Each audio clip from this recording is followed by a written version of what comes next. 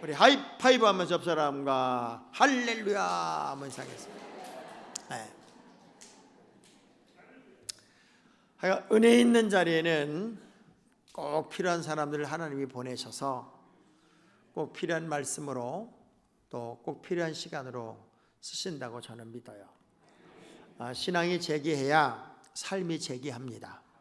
먼저 그의 나라와 그의 의를 구하면 이 모든 것을 더해주마 라고 약속하신 말씀은 우리가 영적인 재기를 꿈꾸고 영적인 부흥을 이루어내면 나머지는 자연스럽게 따라오는 하나님의 선물이란 말이에요. 우리가 휴먼 스킬이라는 전문 용어가 있어요. 휴먼 스킬.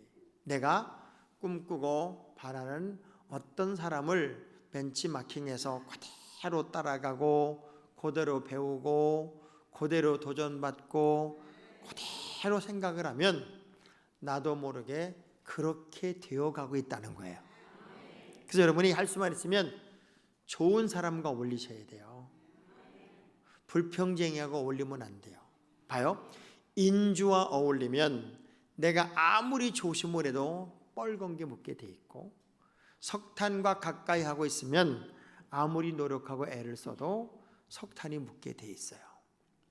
여러분은 이미 그리스도인이고 하나님의 자녀이고 예수를 구세주로 고백하는 사람들이에요.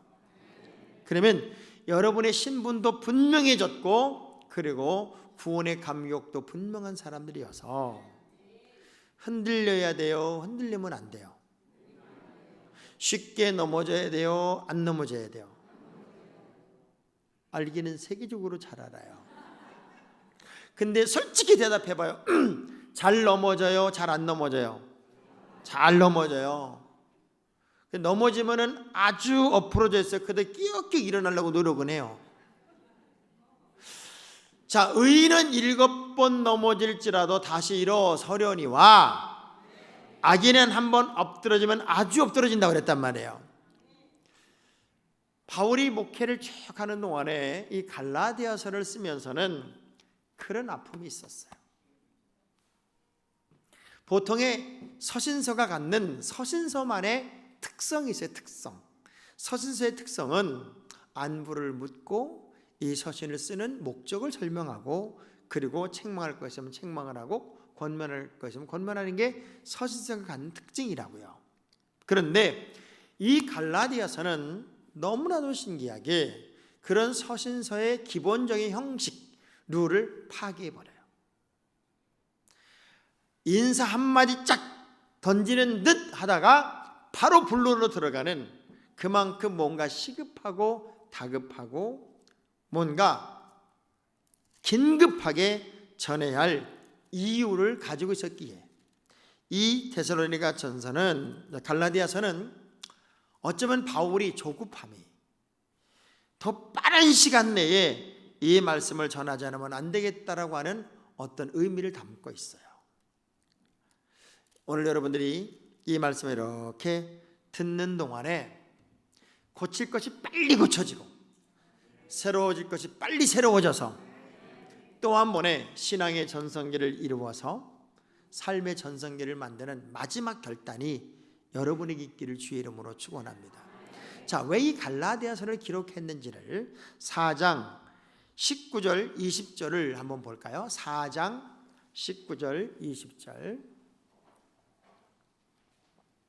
1장에서 4장 넘어가는데 어렵지 않죠? 19절 시작.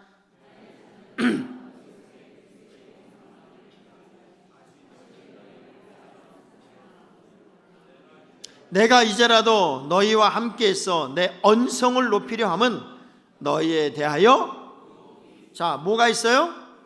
의욕이 있어요. 내가 소리를 높여서라도 너희들을 다시 재생하고 바꾸는, 나에게는 해산의 수고를 하는 한이 있더라도 신앙을 리빌딩해야 할 책임과 이유를 가졌기에 나는 이 갈라디아서를 쓴다는 의미를 설명을 해요.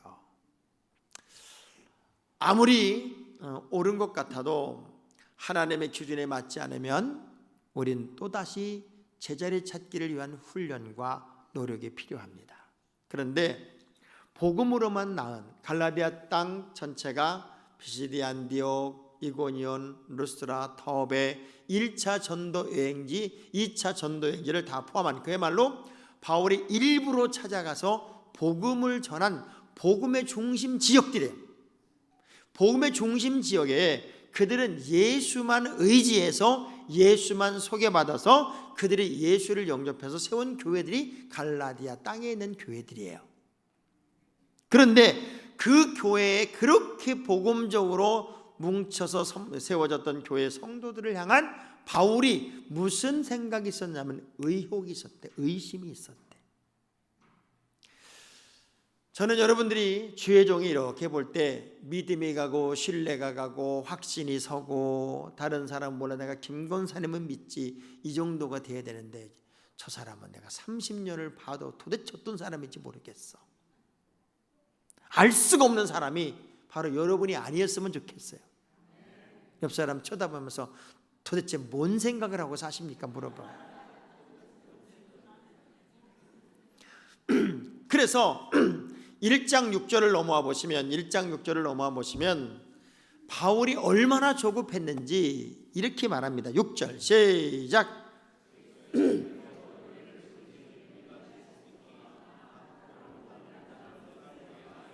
자, 바울에게 있어서 너희들에 대하여 내가 의혹이 있어서 해산하는 수고를 하는 한이 있더라도 이 의혹을 내가 언성을 높여서라도 영적인 건강을 회복시켜 줘야 되겠다는 이유를 설명하면서 그들이 무슨 문제가 있었나 봤더니 첫째, 복음이 아닌 것을 어떻게 그렇게 빨리 쫓아가는지 나는 그것을 생각하면서 이해가 안 된다, 이상하다. 그래서 이상하다.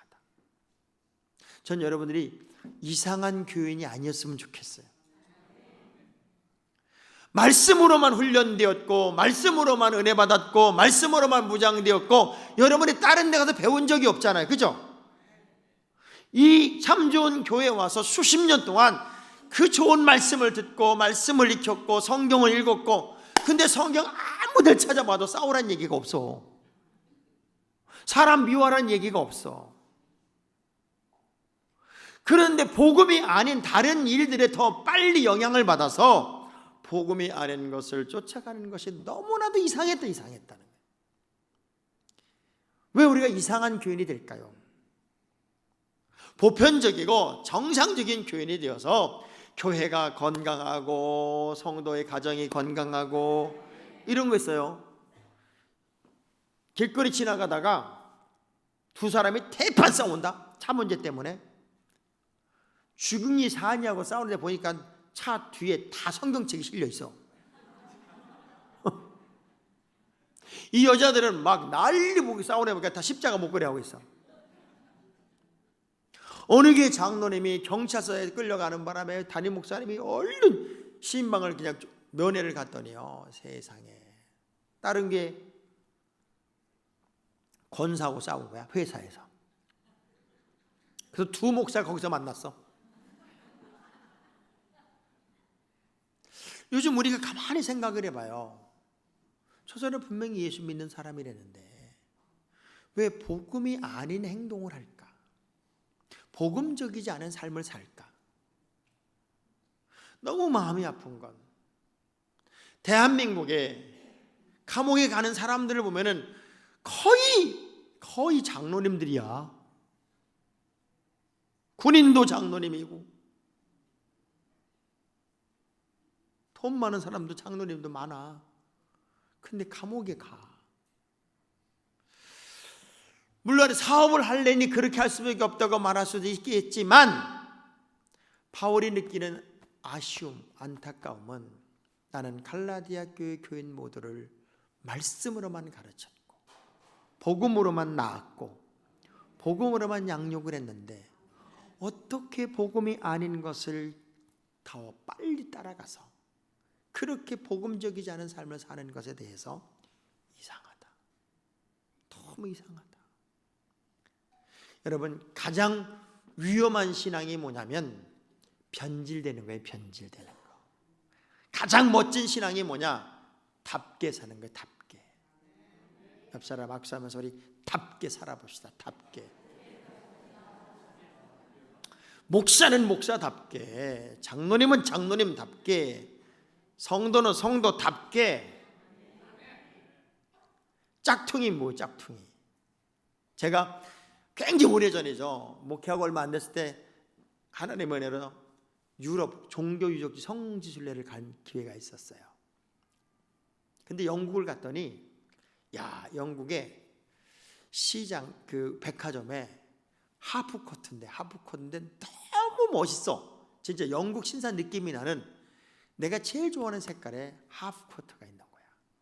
그때가 거의 한 95년 정도쯤 됐었을 거예요. 근데 가서 가격을 딱 보니까 그때 당시 150만 원이야. 150만 원. 내가 놀랬을까요? 안 놀랬을까요? 엄청나게 놀랬지. 무슨 옷이, 저는 중앙시장에서 전도사 생활을 했기 때문에 싸구려만 아는 사람이에요. 싸구려만. 명품이라는 걸 전혀 몰랐어요. 야, 세상에 이건 말도 안 돼. 이런 옷을 입고 다니는 건 인간이 아니야. 이제 그러고 이제 한국에 왔어요. 한국에 가서 동평화 상가 계단을 이렇게 지나가는데 영국에서 본 거랑 똑같은 게 있어. 메이커도 똑같아. 런던 보고. 얼마냐? 35,000원이야. 샀을까 안 샀을까? 그냥 바로 사서 그 옷을 탁 입고 우리 목사님들 모임에, 성실에 갔던 목사 모임에 탁 나갔어. 하나 샀다고 나올 때 모르게 샀다고 150만 원짜리였다고 난리. 아유, 목사가 150만 원이 돈이야. 사는 거지 뭐. 그랬더니 제 친구 중에 영어 잘하는 친구가 짝퉁 샀지. 무슨 소리? 짝퉁에서 봐. 런던 포고지 딱 보여줬어. 그랬더니 우리 친구가 이렇게 보더니 배꼽을 잡고 웃는 거예요. 야, 이게 런던 포고냐? 런던 포고다. 세상에 M자 하나가 달라. M자. 이게요, 똑같은 거와 비슷한 건 다른 거예요. 쌍둥이가 똑같아요, 비슷해요? 예를 들면 딸이 시집을 가보니까 세상에 신랑하고 똑같이 생긴 놈이 하나 또 있어. 그러면 엄마, 신랑하고 똑같이 생겼다. 아무거나 살까? 돼요, 안 돼요? 안 되는 거예요. 여러분이 예수를 비슷하게 믿어서 되는 게 아니라 제대로 믿어야 돼요. 복음적으로 제대로 믿어야 된단 말이에요. 옆 사람 악수하면서 좀 제대로 믿어봐요. 제대로. 그러니까 가장 무서운 게 뭐냐면 복음이 아닌 것을 따라가는 그 속도가 너무 빨라서 바울이 느낄 땐 너무 이상했다. 쉽게 말하면 변질의 속도가 너무 빨랐다는 거예요. 신앙생활에서 가장 무서운 것이 제가 변질이라고 그랬어요. 변질. 할아버지가 수염을 이렇게 기르고 사는데 아이가 물어보죠. 할아버지, 수염 주무실 때 이불 속에 넣고 주무세요? 빼고 주무세요? 모르겠다. 나 자보고 얘기할게. 근데 할아버지가 집에 잠을 자는데 넣어도 불편하고 빼도 불편하고 밤새 넣었다 뺐다 한숨도 못 잔 거야. 이게요, 느끼지 않았을 때는 자연스러웠어. 근데 뭘 느끼니까 부자연스러워지기 시작하는 거예요. 여러분이 순리를 따라가면 불편할 게 하나 없어. 말씀대로 가고 은혜대로 살고 성령의 인도를 받고 영적으로 충돌하지 않는 정말 하나님이 기뻐하는 대로의 삶을 사는 것은 은혜고 감동이고 감사고 기쁨이요. 아멘. 근데 이상하게도 변질이 돼. 권사님 때 그렇게 잘하고 집사님 때 그렇게 잘하더니 장로님이 되니까 갑자기 목에 힘이 빡 들어가가지고 그렇게 또 이상한 짓거리를 해요. 왜 변화될까요? 세월이 지나고 시간이 가면 갈수록 더 겸손해지고 더 아름다워지고 더 깨끗해지고 더 순수해지면 그 어디 덧나는 거냐고요. 저는 우리 교인들에게 늘 그런 얘기를 해요.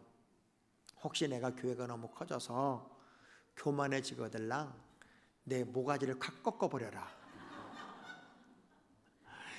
제가 처음에 교회를 이렇게 개척을 하고 여기까지 오면서 장로교회에서 우리 교회 많은 분들이 오잖아요. 장로교회에서 나를 이해를 못하는 거예요. 왜? 한참 축구를 좋아할 때는 그냥 오후 예배 끝나자마자 빤스바람에 뛰어다니는 게 나야. 저는요 축구를 너무너무 좋아해가지고 새벽 예배를 못했다니까. 조기축구 가고 싶어가지고. 제가 목회자 축구단 단장도 하고 조기축구 가면 선수급으로 내가 공을 찼으니까요. 장경록 목사랑 둘이 앉아가 뭔 얘기한 줄 알아요? 축구가 너무 재밌어서 이 다음에 천국에 축구 없으면 뭔 재미로 가. 그러니까 다 했다니까. 새벽 기도하다가 깜빡 졸면은요 슛 그리고 깨. 이렇게 뭐 연합부흥회를 가면은 점심 먹고 목사님 다 모아놓고 축구 시합하고 막 제가 그랬다고. 진짜 축구에 미쳐 있었어 지금. 근데 오늘 부흥회를 어느 교회를 갔더니 강사님을 소개하는 거, 저를 소개하는 거예요. 소개하는데 아니 강사를 소개할 때 이번 오신 강사님은 은혜스럽고 말씀도 잘 전하시고 이렇게 해야 되는 거 아니에요? 축구를 엄청 잘하시고 얼마나 창피한지. 나 그날부터 축구를 다 끊어버렸어. 그날로 안 한 축구를 지금까지 안 해. 그게 47이야. 쟤도 웃긴데네 아주 그냥. 정말 하나님이 기뻐하지 않는 일이면 과감하게 딱 끊어버리는 것도 은혜더라고요. 이상한 복음, 이상한 신앙, 다른 사람이 이해할 수 없는 믿음을 온전한 믿음이라고 착각하지 말고 하나님이 기뻐하는 순리의 삶으로 여러분이 이제 들어가야 돼요. 안다고, 나도 안다고. 근데 목사님 안 된다고. 꼭 어떤 사람이에요? 차를 이렇게 몰고 가는데 보니까 앞에 벌벌거리고 못 가는 차가 있네. 왜 이렇게 못 가나 이렇게 봤더니 세상에 충청도 남바에 봉고차 뭐라고 썼냐면 나 때문에 미치겠지요. 그 밑에 한 줄 더 써놨더라고. 나도 환장하겠습니다. 저는 그 글귀를 보고요, 이게 교회 얘기다. 교회 얘기다. 목사님 저 때문에 속상하시지요? 저도 환장하겠습니다. 모르는 게 아니야. 알기는 세계적으로 잘 알아. 그런데 행동을 안 해. 이제는요 변질된 신앙을 빨리 바꿔야 돼요. 복음으로 돌아오셔야 돼요. 말씀으로 돌아오셔야 돼요. 예수로 돌아오셔야 돼요. 다른 곳에서 헤매고 있지 말고 예수로 돌아오란 말이에요. 그것이 이상했어. 근데 두 번째 무슨 얘기를 하냐면, 내가 10절의 말씀 보니까 내가 사람을 좋게 하겠습니까? 하나님을 좋게 하겠습니까? 내가 사람을 기쁘게 하겠습니까? 하나님을 기쁘게 하겠습니까? 만일 내가 사람을 좋게 하고 사람을 기쁘게 하는 자였다면 나는 그리스도의 종이 아닙니다. 얼마나 답답하고 가슴이 아프면 바울이 그런 얘기를 할까요? 나만 알아주세요. 나만 알아주세요. 이런 사람들이 워낙 많으니까. 자 10절 읽어봐. 1장 10절 시작.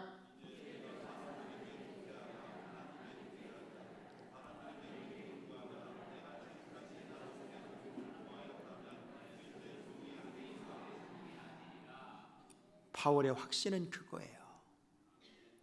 사람 비유나 살살 맞추고, 그리고 월급쟁이나 하고, 그리고 사람들에게 인기나 끄는 그런 가짜 선지자가, 가짜 사도가 나는 되기 싫다.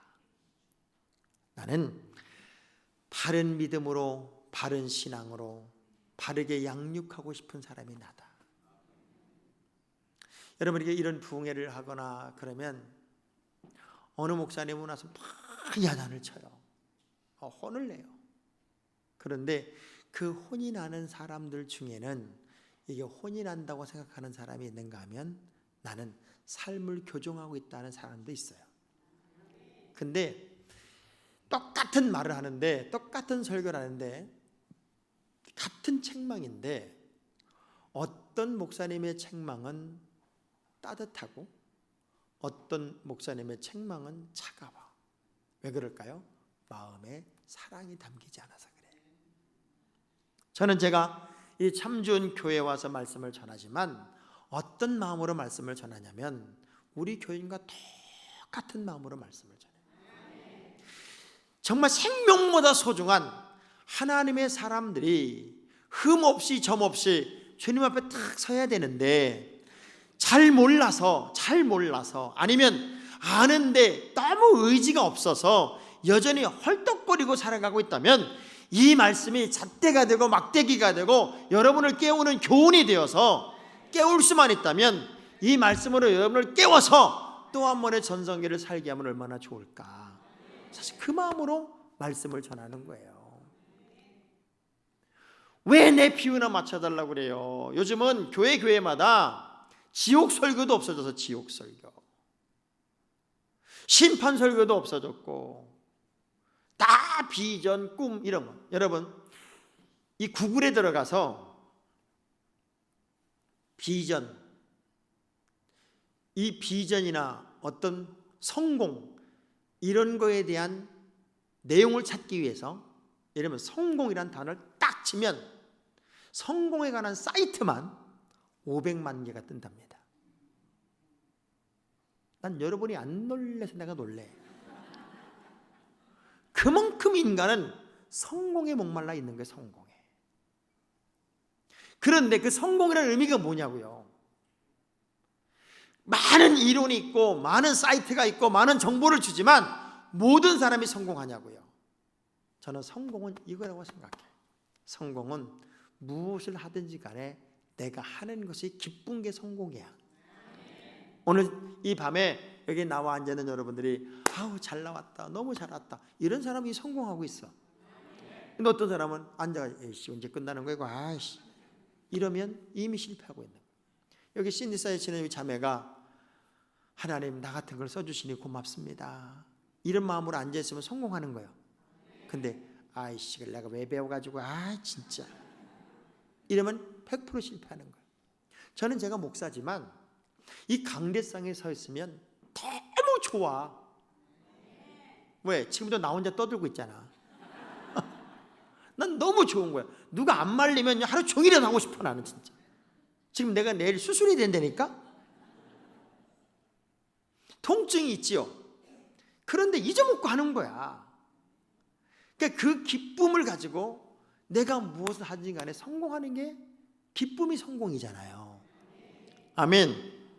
그런데 왜 자꾸 비유나 맞춰달라고 그러냐고요.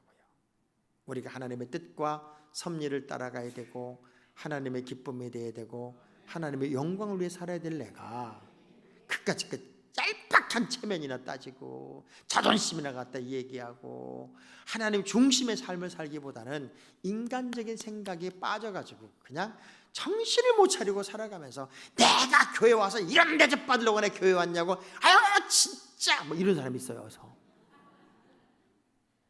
옆 사람 쳐다봐. 혹시 이 사람인지 얼굴만 쳐다봐봐요.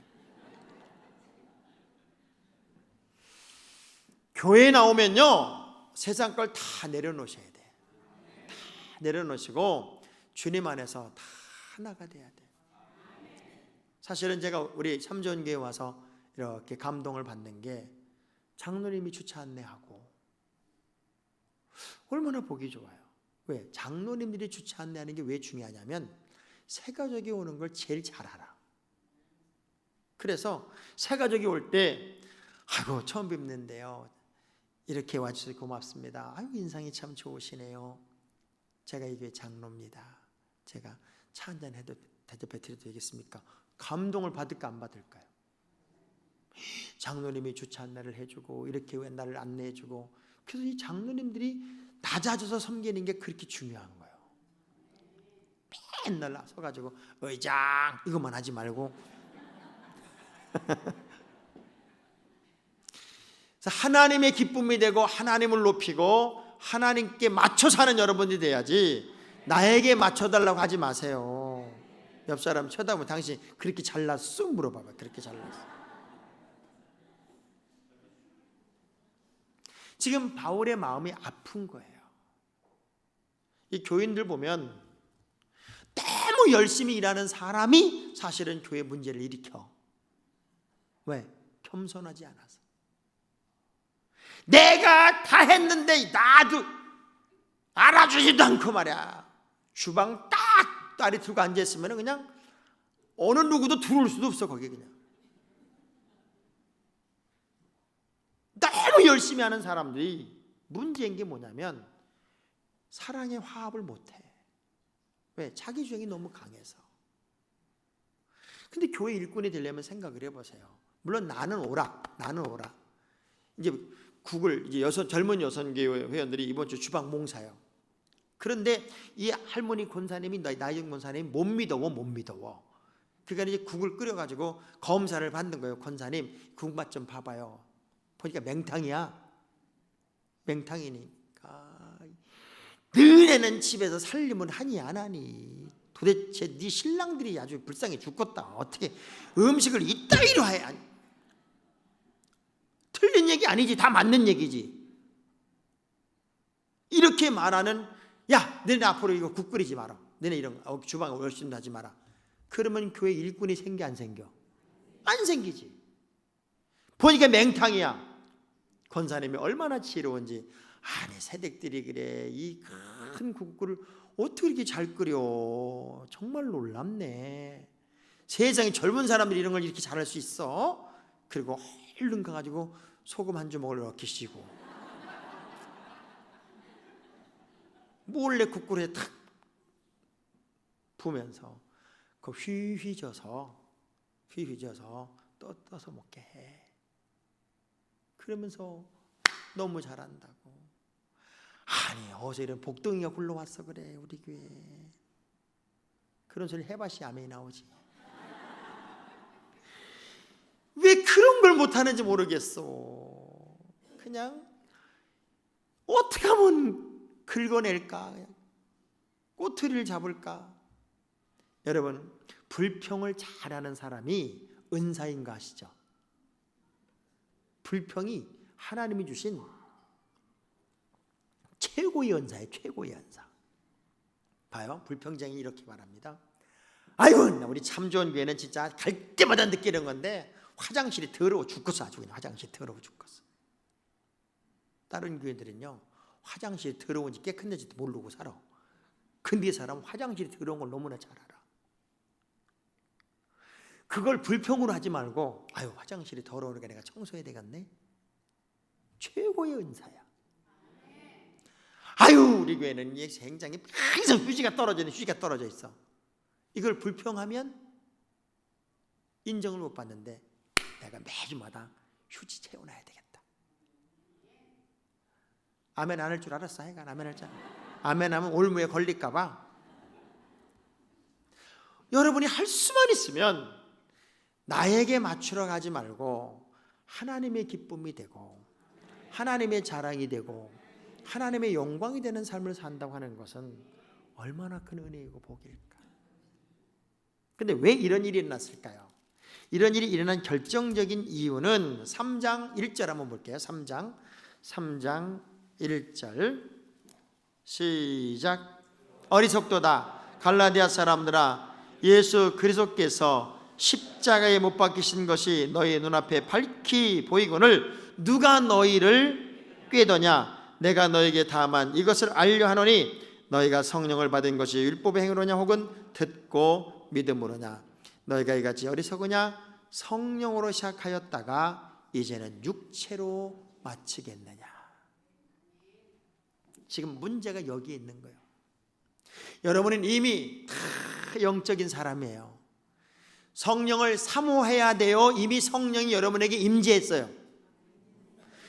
아멘 주 예수여 성령님이 오시옵소서 그렇게 기도해야 돼요. 이미 내주 안에 성령님과 함께 동행해야 돼요. 이미 성령님은 여러분과 함께 하고 있어요. 맨날 성령 달라고 그럴 게 아니라 이미 함께 하시는 성령님과 함께 여러분은 뛰는 존재가 되어야 된단 말이에요. 근데 보세요. 왜 성령으로 시작하였다가 육체로 마치려고 하느냐? 영적인 사람이면 영적인 능력을 가지고 살아야지 왜 성령의 사람이 육체의 사람이 되려고 하냐는 거예요. 예수 믿는 사람에게서 제일 잘해야 될 게 뭐냐면 영적인 거예요. 근데 어떤 분들은 드라마 얘기는 다 한다. 그리고 이런 부흥회를 해도요, 정말 내가 열심히 보는 드라마 10시 하잖아. 10시에 드라마가 너무 재밌으면 9시 반부터 엉덩이가 들썩거리고 난리가 나요. 우선순위가 뭔지를 몰라. 성령으로 시작했으면 성령의 사람이 돼야 되고, 영적으로 충만한 능력을 소유하고 살았으면 영적인 능력을 가진 사람이 돼야지. 왜 육체로 마치게, 육체적인 생각이 영적인 생각을 앞서가게 살고 있냐는 거예요. 생명의 성령의 법이 죄와 사망의 법에서 나를 해방시켰다고 그랬잖아요. 여러분은 이미 해방된 사람이에요. 모든 죄악의 구속에서 해방되었고, 이제는 성령의 사람으로 살아야 할 능력이 여러분에게 있어요. 육체의 사람이 아니에요. 옆 사람과 하이파이브하면 당신은 성령의 사람입니다. 그래서 영적으로 강해야 돼. 영적으로 기도에 강해야 되고, 예배에 강해야 되고, 정말 영적인 사랑에 강해야 되고, 이렇게 딱 봐도 저 사람은 영적이야 이래야 되는데, 저 사람은 교회는 열심히 다니는데 무슨 장로님이 육적이야 이런 거 있잖아요. 여러분들 금방 알죠? 솔직히 대답을 안 할까? 참 교회를 보면은 그렇게 아는 것도 많고 똑똑하고 정말 잘났는데 기도를 못해. 이전에는요, 대표기도를 시키면 대표기도를 사실은 배워본 적이 없잖아요. 다 어깨너머로 다 기도를 한 거라 그 교회 이제 수석 장로님이 어떻게 기도했느냐가 기준이더라고요. 대부분 기준. 야, 근데 제가 여기 산곡감리교 출신이거든요. 산곡감리교 출신인데 그때 장로님들이 무슨 배움이 있어요? 뭐가 있어요? 대표 기도를 하면은 한 장로님이 그 말문만 막히면 그래 설라문에 하나님 아버지 그래 설라문에 우리에게 능력을 주시고 그래 설라문에 200번 내가 쉬어봤어 한번. 그래 설라문에를 200번을 하더라고. 또 옛날 권사님들은 기도시켜 놓으면요 말만 막히면 주여 아버지 아버지 주여 주여 아버지 사랑의 하나님 아버지 주여 주여 아버지 하나님, 그런 기도를 해요. 그런 기도를 하는데도 그 기도가 은혜가 돼. 왜? 진심이야. 정말 영적으로 깨어 있어. 그 기도를 들으면서 재미는 있죠. 근데 거기에 한 단어씩은 다 뭔가 의미를 전달하고 있어요. 하나님 아버지, 우리 목사님 주여 아버지 은혜 충만하게 하시고 아버지 주여 주여 아버지. 또 장로님은 이 나라의 민족을 그래 설라문에 지켜주시고. 진짜 기네스북에 오를 만한 대표 기도자들이 참 많았어요. 그런데도 그게 다 영적이었기 때문에 우리는 그 기도의 은혜를 받아요. 근데 요즘 기도는요, 시도 그런 시가 없어. 진짜 하나의 작품이야, 작품. 다 보고 읽어. 지금 보고 읽는데 워낙 너무 멋들어지게 기도문을 작성해서 읽으니까 잠만 와. 잠만. 은혜가 안 돼. 대표 기도자들이 대표 기도 한번 하려고 그러면요, 일주일 내내 새벽 예배를 드렸고, 그리고 대표 기도자였기 때문에 제일 먼저 나와서 기도를 준비하고 있었고, 그때는 원고를 줘도 원고를 못 읽어, 글을 몰라서. 그러니까 어차피 원고 없이 기도를 해야 돼. 원고를 쓸 수 있고 원고를 읽을 수 있으면 얼마나 좋겠습니까마는 써줘도 못 읽어. 그러니까 그냥 기도하는데 그 말을 다 이어서 한다는 게 얼마나 어려우니까 그래 설라문에 아버지 주여 주여 아버지 거치기가 나 계속 나오는 거죠. 그래도 성령이 충만하면 그 기도가 한마디 한마디 속에 역사가 나타나고, 우리 어릴 때 봐보세요. 그렇게 귀신이 많았어. 교회도 귀신 들린 사람이 많았고, 그러면 와서 막 교회 행패를 부려요. 막 몇 사람이 붙잡아서 팍 나가 떨어져요. 근데 신기해요. 그렇게 기도 많이 하는 초등학교 3학년짜리 하나가 와가지고 왜 그래? 그러면요 나가 떨어져. 신기하잖아. 나는 요즘에 귀신 들린 사람을 한번 이렇게 휙 돌려봤으면 좋겠어. 여기다가 이렇게 하나님의 역사가 있으면 영적인 능력이 나타나야 되는데, 이상하게 교회마다 인간 냄새, 사람 냄새, 육체적인 냄새가 판을 치고 있어요. 지금 갈라디아 교회가 그렇게 되고 있다, 그 얘기예요. 왜 너희들은 성령으로 시작했다가 육체로 마치려고 하느냐? 우리는 다 그리스도 예수 안에서 십자가로 죽었던 사람들이고, 그분으로 말미암아 구원 얻은 하나님의 자녀임에도 불구하고 영적이지 않은 부분이 너무 마음이 아프다, 그 얘기예요.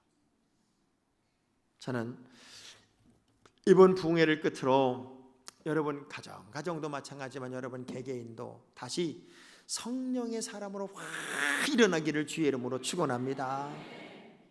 그래서 교회가 기도가 살아나고, 예배가 생명이 넘쳐나고, 전도가 넘쳐나고, 성도의 사명이 불타오르고, 뭔가 영적으로 달라진 모습이 있어야 부흥회하는 의미가 있는 거지.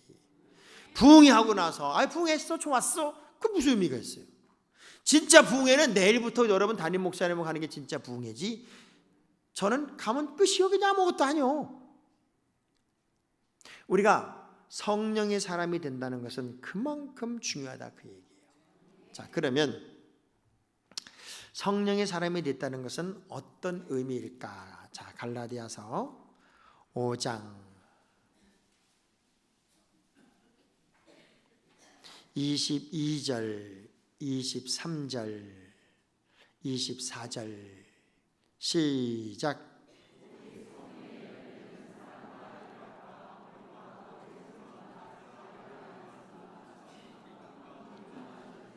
이 같은 것을 금지할 법이 없느니라. 그래서 예수의 사람들은 육체와 함께 그 정욕과 탐심을 십자가에, 할렐루야, 그 육적인 것을 다 십자가에 못 박고, 이제는 여러분에게는 나타나는 건 성령의 열매만 나타나야 된다는 거지. 우리가 움직이는 모든 동선 속에는 이 성령의 열매가 주렁주렁 열려야 돼요. 어느 목사님이 저한테 되게 웃긴 얘기를 하나 해주더라고요. 자기네 교회에 생선장수가 하나 있었대, 생선장수. 근데 생선장수는 가락시장에서 물건을 떠다가 천안에서 파는 거예요, 천안. 근데 지금이야 뭐 냉동 탑차도 있고 그러니까 뭐 아무렇게나 늦게라도 떠서 그냥 냉동 탑차 싣고 가면은 상하지가 않는데, 이전에는 그런 거 없을 때는 얼음 올려놓고 그냥 고속도로를 내달려야 되는 거예요. 그리고 여름에 30도 됐을 때 얼마나 얼음이 빨리 녹냐고요. 그러니까 이 생물이 상할까 봐 생선을 딱 씻는 순간부터 이 총알 트럭으로 바뀌는 거예요.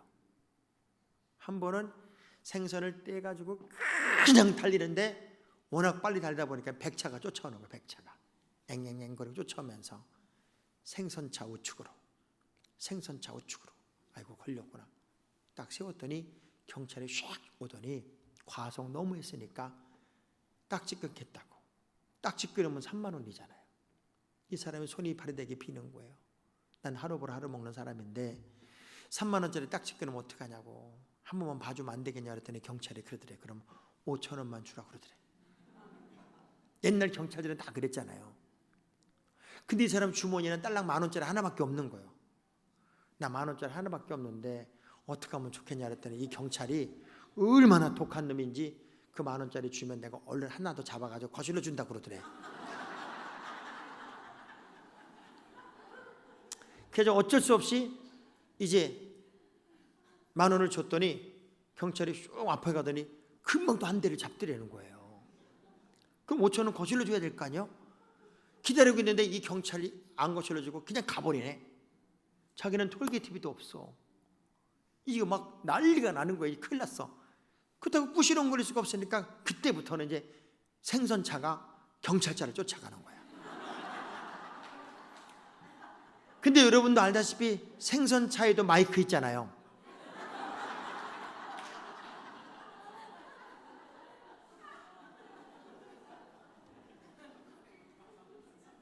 생선차 마이크에서 맨날 뭐라고 그래요? 두 눈을 깜빡깜빡거리는 갈치가 왔으면, 나 그런 거 하잖아요.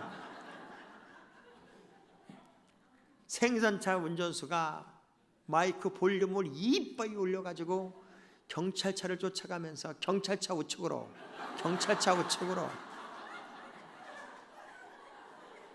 한참 경찰차가 가다 보니까 뭔 경찰차 우측으로 난리가 났어.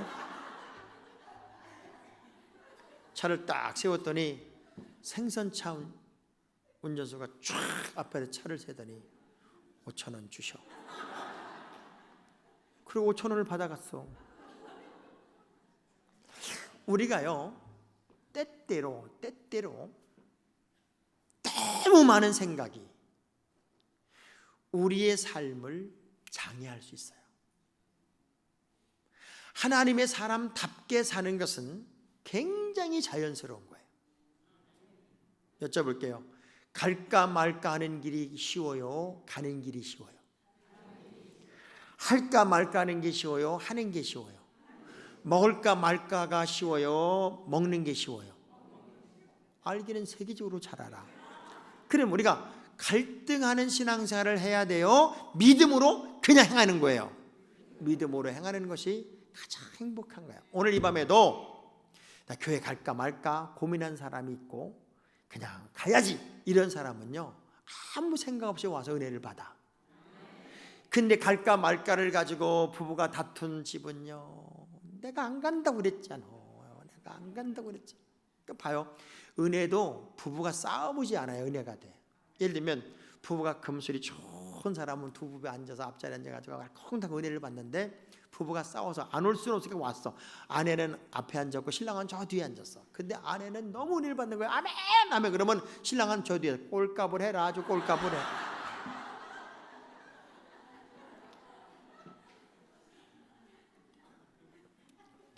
그러니까 은혜를 받는다는 것도 마음이 통하는 거예요. 그러면 여러분이 성령의 사람이 되었다는 것은 어떤 의미일까요? 성령이 내는 열매가 여러분의 삶에서 주렁주렁 맺히고 있다, 그 얘기야. 그럼 성령의 열매가 뭐냐고요?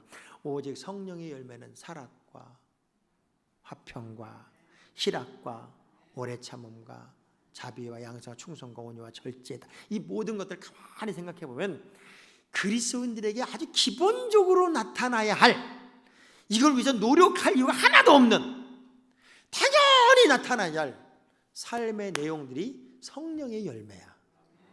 여러분, 기쁨을 위해서 노력할 이유가 있어요, 없어요? 노력할 이유가 없어. 여러분은 구원받은 하나님의 사람임을 알면 기쁨은 하나님이 저절로 주는 거야. 제가 아까 여기 오기 전에 우리나라 교수님 중에 그 스님이었다가 이제 기독교, 그야말로 그 기독교를 어떻게 하면 이 땅에서 아주 말살시킬까에 대한 총책임을 지고 그 일을 했던 그 양반이 그 이전에 무슨 학교에 애 하나가, 고등학교 하나가 뭐 종교 차별이니 뭐 그래가지고 막 들고 있었던 그런 애가 있었죠. 그런 애를 다 조종했던 아주 그 원흉인 이 사람이 스님이었는데 세상에 어떻게 하면 기독교를 더 박살을 낼까를 연구하는 중에 CTS를 보면서 연구하다가 은혜를 받아버린 거야. 그래가지고 불교를 집어던지고 진짜 내가 죄인이라는 걸 알게 된 거야. 그래서 이분이 기독교가 왜 중요한 건지, 내가 왜 불교를 집어던지고 그 기독교를 죽이겠다고 앞장섰던 내가 예수의 사람이 됐는지를 간증하는 얘기를 쭉 들었는데 그분이 그런 얘기를 해요.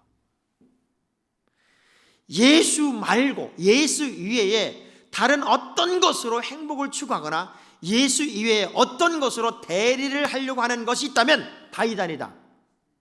그래서 캐톨릭은 이단이다.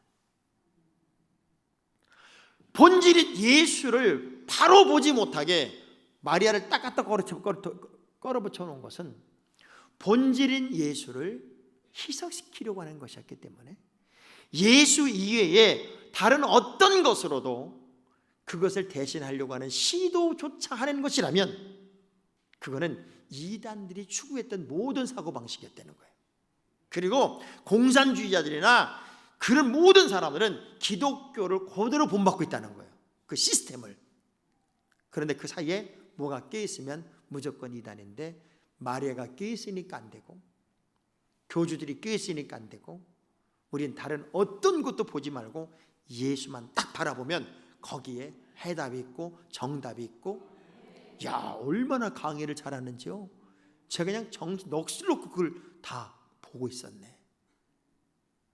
그분의 얘기를 들으면 정말 은혜가 되더라고. 지금 대한민국은 기독교를 말살하기 위한 단체가 조직되어 있답니다. 조직적으로 교회를 끌어내리고 교회를 어지럽게 하는 그 일을 추구하는 단체가 사랑의 교회도 침투했다는 거예요.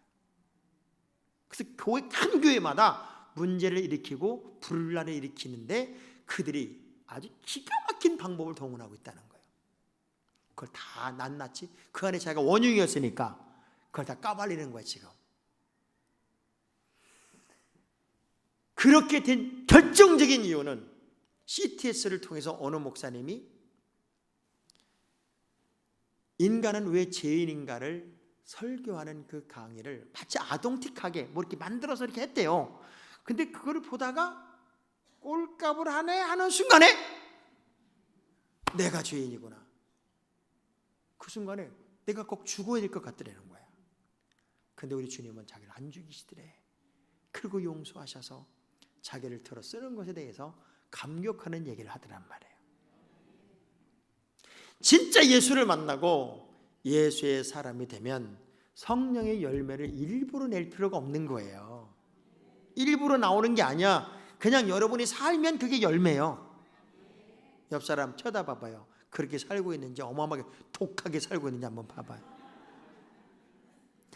여러분이 정말 말씀대로 살고 은혜 가운데 살고 성령 충만에 살고 믿음의 사람으로 살고 주님을 노래하고 살고 막 이렇게 살면 그게 그냥 자연스럽게 맺히는 열매가 도르가처럼 그 다비다처럼 삶에서 아름다운 내용들이 주렁주렁 열매가 맺혀서 여러분의 지나간 삶의 동선 속에 기쁨이 가득하고 감사가 가득하고 행복이 가득한 삶이 우리의 삶이 되지 않을까. 그러니까 의도적으로 하려고 할 필요가 하나도 없다 그 얘기입니다.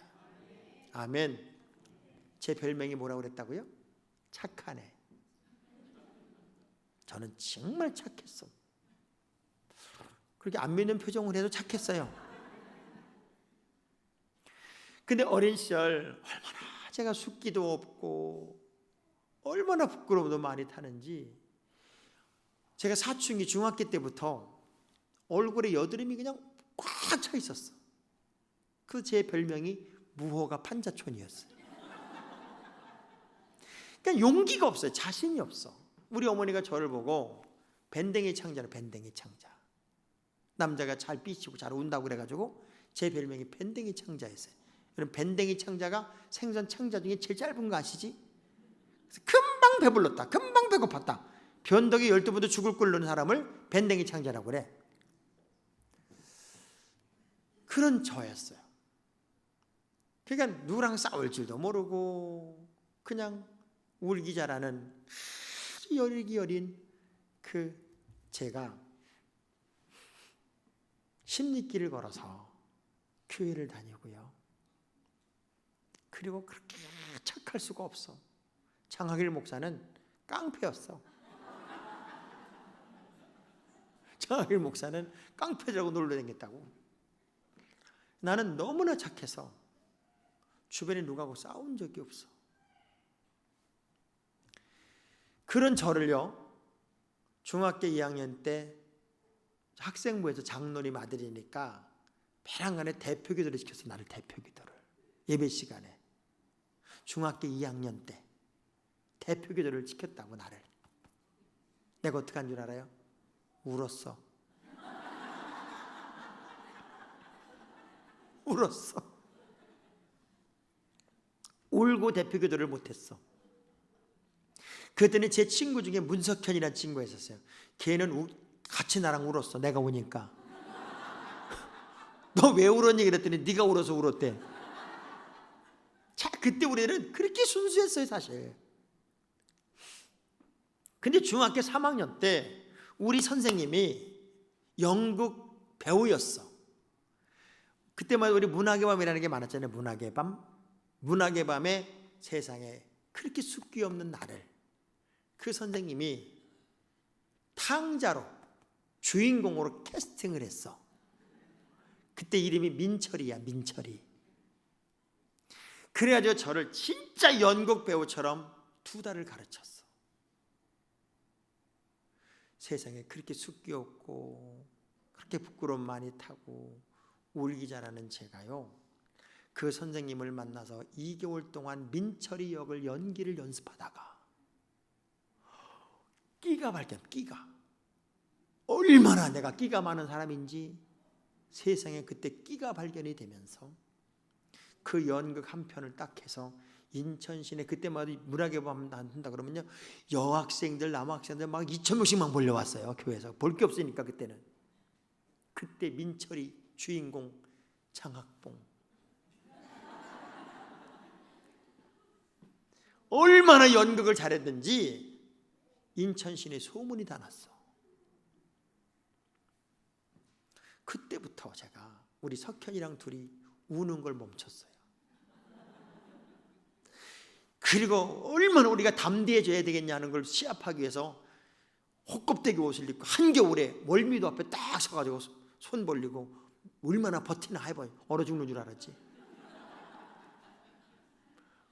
그러면서 둘이서 늘 기도하고, 제가요 얼마나 끼가 많았는지 그 다음부터 대학교를 갔는데 모든 축제 사회는 내가 다 보지. 그 다음에 듀엣으로 나가가지고 제가 우승도 하지. 성가대 지휘도 했지. 7년 동안. 세상에 축구란 운동이란 운동은 내가 다 잘하지. 그래야지 나보러 너는 팔방미인이라 되게 못 살 거라고 교수님이 그 말까지 다 했었어. 지금 그때를 봤던 그분들이 저를 보고 그래요. 그렇게 착하더니 목회도 그렇게 착하게 하는구나. 우리 교인들이 나한테 뭐래 줄 알아요? 목사님들 좀 싸납게 하세요. 싸납게. 교회들 야단도 치고 좀 혼돈해가지고 싸납게 좀. 난 절대 못해 그걸. 아니 생각을 해보세요. 아니 세상에서도 시달려 죽겠는데 교회까지도 여기다 터지면 어떻게 목 살겠어. 우린 복음이 기쁨이잖아. 그 기쁨의 복음을 듣는 여러분들이 정말 여기서 기쁨을 회복하고 세상에 나가서 그 기쁨을 전하는 특별한 사람들이 여러분이 얼마나 좋을까. 그래서 저는 아무리 화가 나도 교인들을 야단을 못 쳐. 차라리 내가 야단을 맞고 말지. 여러분 담임 목사님하고 어쩌면 똑같은지 몰라. 여러분 담임 목사님 그냥 항상 웃으셔. 항상 웃으셔. 우리가 똑같은 신앙생활하는 것 같지만 마지막 시대는 좋은 목사님 만나고 좋은 교회 만나고 좋은 성도 만나는 것처럼 큰 복이 없어요. 옆 사람 얼굴 뚫어지게 쳐다보면서 어떻게 우리 이렇게 잘 만날 수 있을까? 어떻게 이렇게 잘 만날 수 있을까? 근데 그런 모든 갈등이 어디에서 오나 봤더니 저는 본문이에요. 본문 6장 17절. 그 모든 갈등이 여기에 있었던 거더라고요. 시작.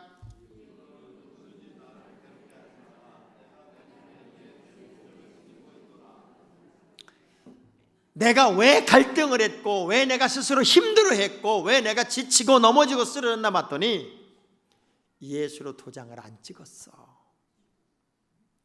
내가 예수로 도장을 딱 찍은 다음부터는 이후로는 누구든지 어떤 것도 나를 괴롭힐 수가 없대요. 여기 흔적이란 말이 스티그마란 말이고, 흔적을 지녔다고 말할 때는 스티그마타 했다고 말해요. 쉽게 말하면 인쳤다, 인쳤다. 여러분, 서부 영화 같은 경우를 보면은 많은 소떼들을 끌고 다닐 때 내 소유로 인정하기 위해서 A자든 오메가자든 인두로 지져가지고 팍 달궈가지고 엉덩이를 팍 지지는 거 봤죠? 아, 여기는 시간만 나면 기도하느라고 그런 걸 잘 안 보나? 이 지지는 거 봤죠? 여기 칙 하고 지지면은 그 A자가 새겨지고 뭐 오메가자가 새겨지는 거 있잖아요. 그걸 인쳤다고 그래. 인쳤다. 다시는 지워지지 않는 흔적을 가졌다는 거예요. 그런 것처럼 예수로 도장을 꽝 찍자고요. 예수로 도장을 꽝 찍은 사람은 어떤 상황이 와도 흔들릴 수가 없다는 거예요. 그러면 여러분은 예수로 도장을 꽝 찍은 사람이에요? 찍을 사람이에요? 이렇게 알기를 잘 알아요. 예수 도장을 꽝 찍었으면 도장 찍힌 사람으로 살아야 돼요? 대충 살아야 돼요? 근데 물어봐, 왜 그렇게 안 사냐고. 우리가 확실한 믿음의 사람으로 산다는 건요, 진짜 은혜입니다. 진짜 감사해요. 그래서 이후로는 누구든지 나를 괴롭게 하지 마라. 내 몸에 예수의 흔적을 지니고 있노라. 그러니까 이 얘기는 뭐냐면, 어떤 상황에서도 나는 두렵지도 않고 놀라지도 않고 어렵지도 않은 확실한 삶을 살 수 있다. 왜? 예수로 도장이 찍혀 있으니까. 이걸 확실하게 알았던 사람이 누구냐면 다윗이에요. 만군의 여호와의 이름으로 나가면 어떤 난공불락의 요새도 이길 수 있다는 확신을 가지고 사는 게 다윗이었으니까요. 우리에게는 예수 이름의 권세를 주셨어요. 예수 이름의 능력을 주셨어요. 예수 이름의 새 힘을 주셨어요. 아멘. 그러면 그것으로 해답을 찾은 거예요. 더 이상 없어요. 무슨 할 얘기가 있어요? 예수로 도장을 딱 찍고 사는데 무슨 할 말이 있냐고요. 딱 결혼하고 나면 옛날 남자를 생각해야 돼, 안 해야 돼?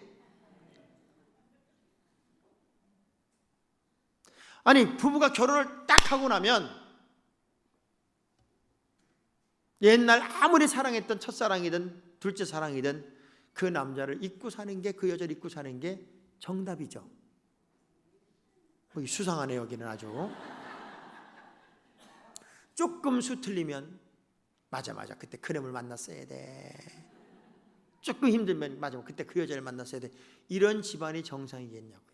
그러니까 우리 장학일 목사님 그런 얘기 하더라고요. 늘 대한민국 사람들의 성향을 보면 갑돌이와 갑순이 노래의 내용이 다 들어있다는 거예요. 그러니까 우리나라 문화는요, 말은 안 하는데 생각은 다 하고 있는 거야. 쉽게 말하면 갑돌이와 갑순이는 사랑을 했어. 둘이는 서로 사랑을 했어. 근데 웃기는 건 안 그런 척했어. 아니 되게 웃기지 않아요? 둘이는 너무나도 서로 사랑을 했대. 근데 안 그런 척했대. 그러면 사랑한 거 안 사랑한 거예요? 한 번도 사랑한다는 말도 안 했고 눈도 마주치는 도 없고 마음으로만 둘이는 서로 사랑을 했는데 안 그런 척했으니까 아무도 모르고 자기 서로도 몰라. 근데 정말 웃기는 건 시집간 날 첫날 밤에 갑순이는 달 보고 울어. 미쳤어. 그럼 지금 신랑은 뭐냐고? 더 웃기는 놈은 갑돌이요. 갑돌이도 화가 나서 장가를 가버렸어. 이런 바보 같은 놈이 있나? 어떻게 장가를 화가 나서 가냐고. 사랑을 해야 가지. 그게요, 우리 문화야. 그 문화에 노래가 다 배어 있는 거예요. 여러분도 알아. 이렇게 하면 안 된다는 거 알아. 사랑해야 된다는 것도 알아. 안 그런 척해. 아닌 척한다고. 그리고 기도만 하면 울어. 내가 그러는 게 아니었습니다. 하나님, 용서할 수 있는 능력을 주시옵소서. 얼마나 웃겨.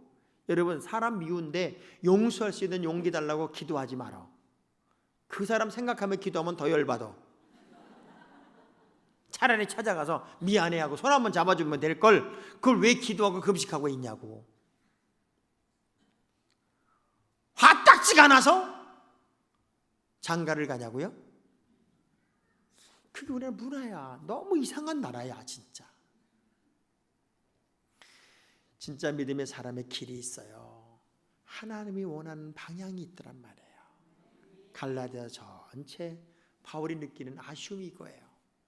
왜 말씀으로만 배웠고 복음으로만 무장이 되어 있고 영적으로 건강한 하나님의 사람으로 크리스찬이 되었는데 이런저런 미혹의 영에 홀딱홀딱 넘어가가지고 복음이 아닌 것을 그렇게도 빨리 쫓아가며 흔들리는 신앙생활을 하는지에 대해서 나는 이해할 수가 없고, 이제는 성령으로 시작했으니 육체로 마치는 삶을 끝내고 성령의 사람으로 성령의 열매를 내는 영적인 사람으로 다시 건강을 회복할 필요가 있다.